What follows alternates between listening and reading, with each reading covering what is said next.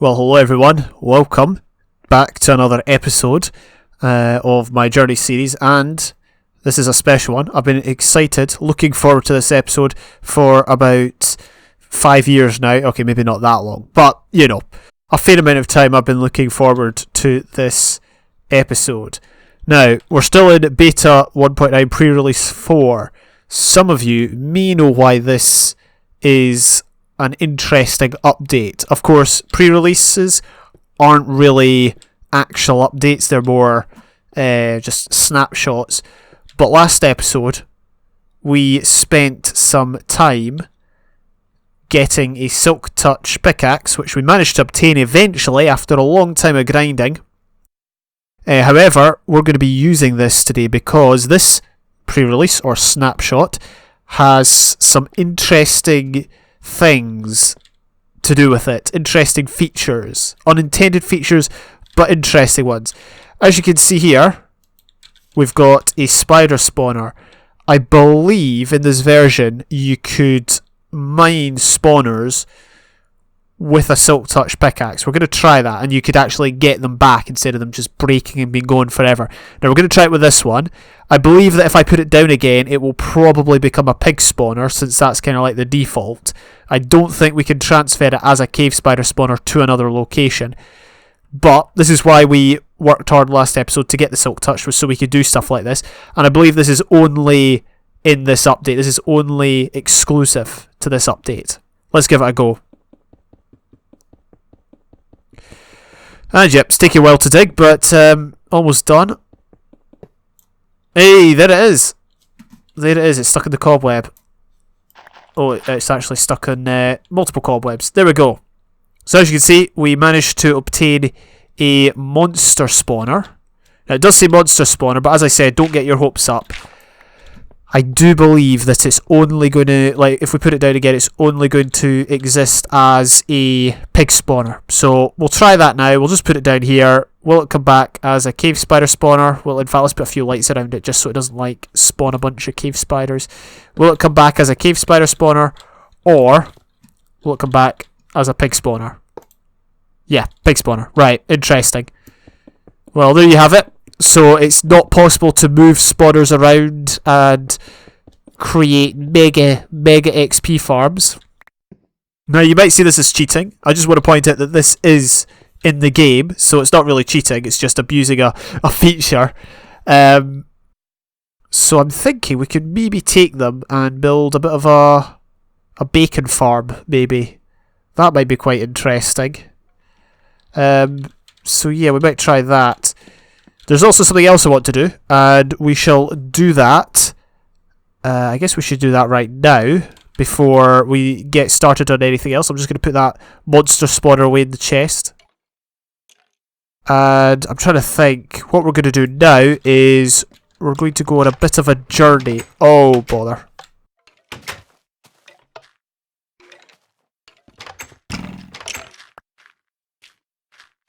So as you can see, we're at our sand quarry area, and basically what we're going to do is we're going to go on a journey back to an area that we visited long ago, and we're going to take advantage of more properties the Silk Touch has that are, I believe, exclusive to this update.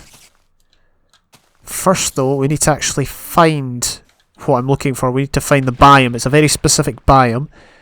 We're going to be looking for a taiga, a cold taiga, although it's no longer a cold taiga, but back in the day, back a number of episodes ago, it was a cold taiga, back when we were in beta 1.7. We're going to go and collect some ice. Why are we going to get ice, I hear you ask? Well, there's a very specific reason. And that was another glitch. I've not been, the lag is gone. The lag went after beta 1.3 came out and the region files thing was changed. However, I've not been able to, shake off the whole glitching out like that. Alright, I finally found the place I was looking for. I couldn't remember how far away it was, but turns out it was quite far. Don't know what sort of biome this is now, and I don't know if the ice will just start melting. It shouldn't start melting, but it's probably not a cold taiga anymore. It's probably something else. Anyway, this is where we're going to pick up the ice from. We are quite far out, as you can see, about 3,000 blocks. I guess, should we just start digging away? Interesting, it doesn't... It takes the ice block, but then recreates water, which is... Oh, look at that! Oh, I totally forgot. Because you place water on top, you need an empty bucket. Whoa! That's very weird. The whole water mechanics are just very, very strange. I can see why they might have changed them back. Anyway, let's pick up... how much ice should we take? As much as possible. So, let me give you a hint to the first piece of the puzzle. For those of you who know this version, you'll know why I'm getting ice. Well, you'll know the extended reason, but for those that don't, part of the reason is that ice after this version was completely removed from the list of items that could be picked up with a Silk Touch pickaxe, and it wasn't re-added until 1.3, I believe. So basically you're looking at a certain length of time where one could obtain a Silk Touch pickaxe but was unable to pick up any ice with it. I remember that being one of Etho's things, that whenever a new update came out, you always had to go find an ice biome and try and pick up ice with a Silk Touch. Well, this was, I think, the only original update where that was possible. And so we're going to get a stash on us for specific uses, but also general use, because it's just handy to have ice. Obviously, well, we've only got a Silk Touch pickaxe. We don't have unbreaking or efficiency on it, so we can't get like loads of ice, but we can get a fair bit. Oh look, is that a full moon? I just noticed that as I was killing this creeper. Is that a full moon? It looks like a full moon. Should probably get a screenshot. That is utterly fantastic. I do like that, actually, I'm not going to lie. Like, the circular moon does look more authentic. Well, obviously it looks more authentic, but at the same time I kind of miss the blocky moon, the regular Minecraft moon. I should mention that I enchanted my regular tools with efficiency 1. I put 8 levels into the pickaxe and 3 into the spade, because I believe you can get decent stuff. Oh, I'm using the wrong pickaxe. I believe you can get decent stuff with low levels like that. Like, I'm fairly certain you could get like efficiency 2 with level 1, which is obviously not normal nowadays. In fact, I think it's impossible nowadays to get an efficiency 2 with level 1. Maybe if you enchanted a gold tool, I'm not sure. I spoke kind of briefly about my thoughts on the enchanting system in this version, and in some ways I like it more than the current setup, but in other ways it's weak and annoying. For example, trying to find the right level, that can be annoying, that can take a lot of time. But in some ways, the fact the randomness of it is something that I quite like. The fact that you're not always going to be guaranteed a high level. If you want a really, really high level, like a level 50, you need to work for it. I like that idea. In some respects, we've got that in the modern day, because you need lapis to enchant, and so if you want a high level, you need more lapis. Not that lapis is that difficult to get, of course, but it's just kind of a thing that's done now. You need to spend lapis in order to get a higher level. But just the fact that there's so many levels and what you could get is obviously utterly random.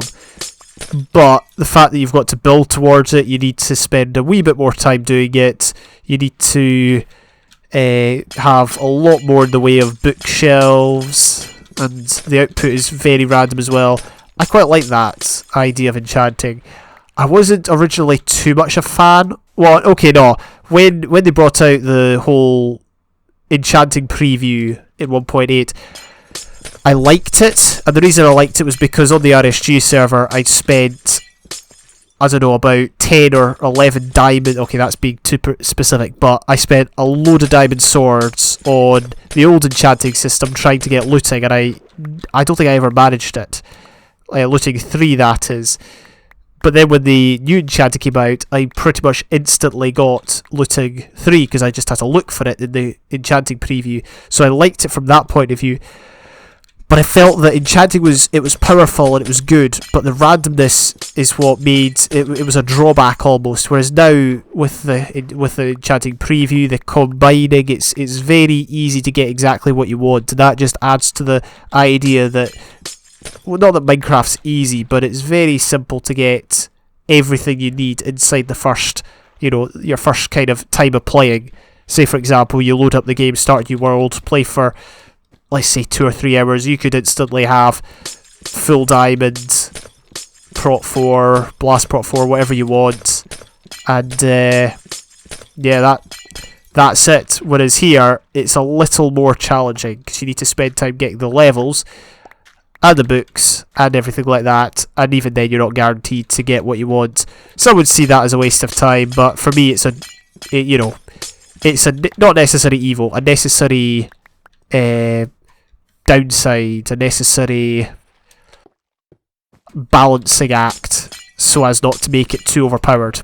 That's just me, but the good thing about the game nowadays is it's customizable, so maybe or it's more customizable, it's easier to get super stacked if you want to play the game like that, so maybe that's what their thinking was in it. Okay, so as you can see, my pick has depleted quite a bit in durability, but we do have about 16 stacks of ice.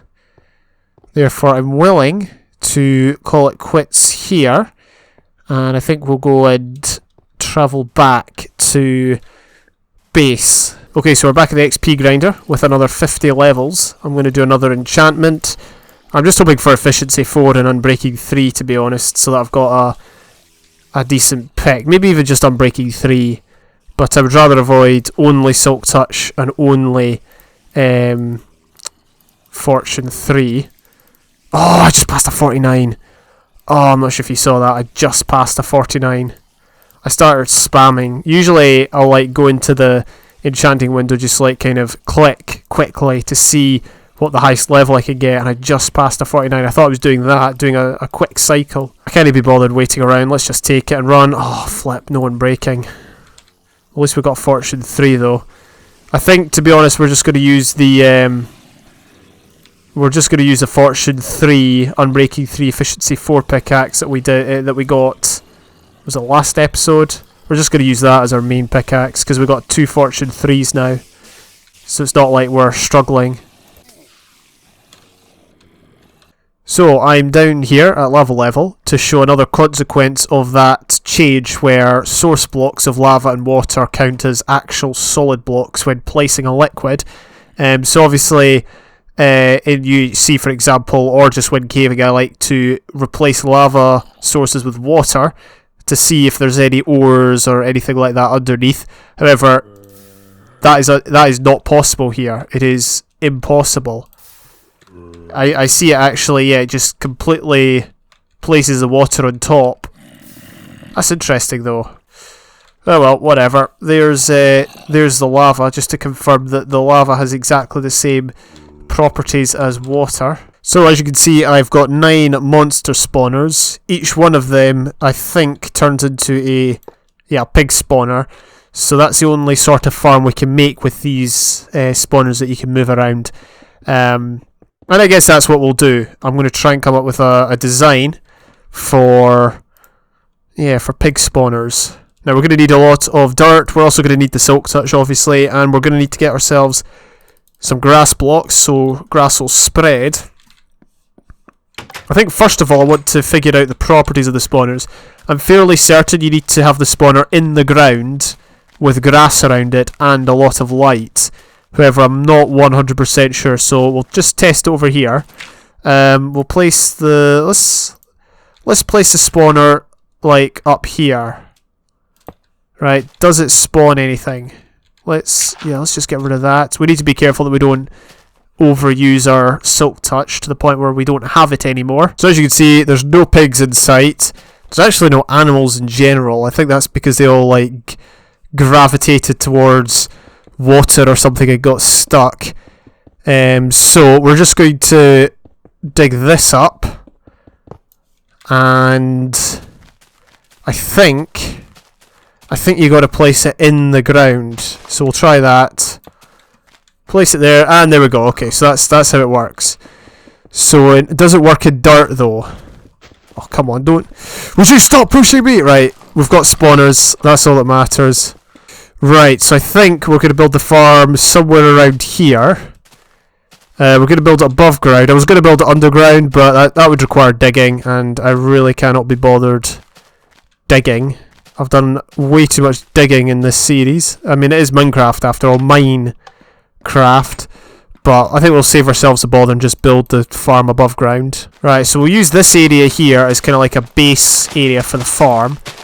And I guess what we want is spawning pads. Now, what I want to see, and we'll go back to the house and get some, I want to see if trapdoors trick the animals into walking off a very steep edge, right? We're going to try that.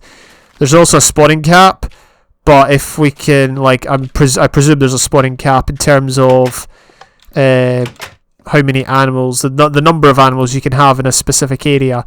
So we're just going to have to play it by ear with regards to that. But first, let's craft ourselves some of these. Right, well, first of all, we should definitely figure out if the pig spawner can be activated among dirt or if it has to be grass.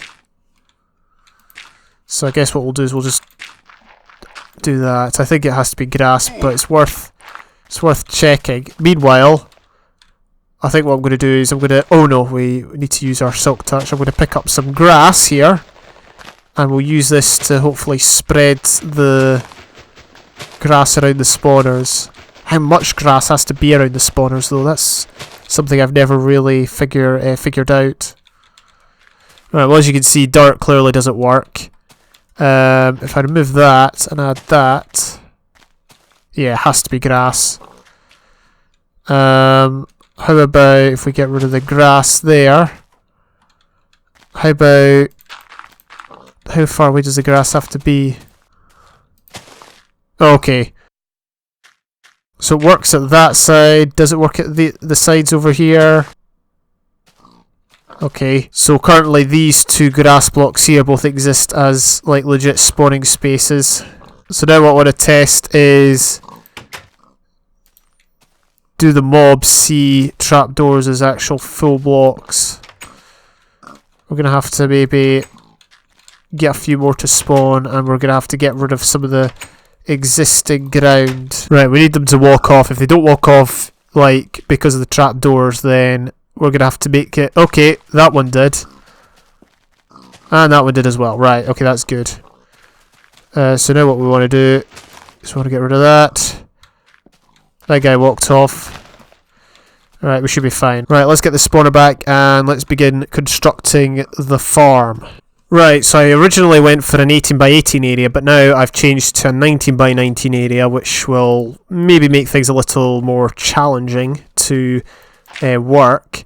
I think what we'll do is we'll try and keep the spawning pads as low as possible. Oh look, that worked. Well, this stuff will all be gone anyway, so that's alright. What we are going to do is we're going to create spawning pads. So if we've got one pig spawner there, we need to try and evenly distribute them around the area. There's 9, so we can have, like, obviously 9 in a kind of 3x3 grid. Okay, I'm thinking of going for spawning pads like this. The only issue is that pigs might walk between the spawning grids, the spawning pads. I'm just hoping there's enough space for them to fall off. But obviously it creates a decent amount of spawning space in, you know, obviously a smaller area. So I think we'll just go with it. We're just going to go all in. The thing is, once we place them down, we can't change them, because in future versions, obviously, you're not going to be able to, well, you're not going to be able to pick up spawners again, so we're just going to go with it. The amount of spawning space will be the same as the amount of grass, really, on each pad. But we're going to give the grass time to spread, hopefully. Okay, so hopefully the grass will begin to spread and we'll get the spawners working. These grass blocks that you see at the moment will be removed at a future date. And we're already going to be getting a lot of pork chops simply because there's a lot of pigs around. So yeah. Let's just get rid of this. I'm not sure what I'm going to do for the base. Oh my gosh. I think for the base we'll do something like stone bricks. I've not used stone bricks before. That might be quite cool. So we'll give that a shot. But yeah, it's time now to prepare the area. The hardest part will be the killing system and the AFK system. Simply because we'll need to find a way for me to AFK here, but also be able to pick up loot. It might be that I just stand at the bottom of the pit and pigs fall in and burn up, and yeah, you get the idea. So I'm in the middle of getting rid of a lot of pigs. The reason I'm using the bow is because my sword is running out of durability. I'd rather not have a load of pigs wandering around, so I'm just trying to get rid of them. It's actually decent practice for aiming because of the way the animals move right after they're hit. Well, most of them aren't one hits, but as you can see, if one is shot, it then starts running around. And it's quite good for improving aim. I'm not sure if animals move like that in modern updates. Like, I know they run around, I know they don't stand still, but do they run as much as these early animals? I'm not sure. Loads of these guys are one hit, I'm not sure why.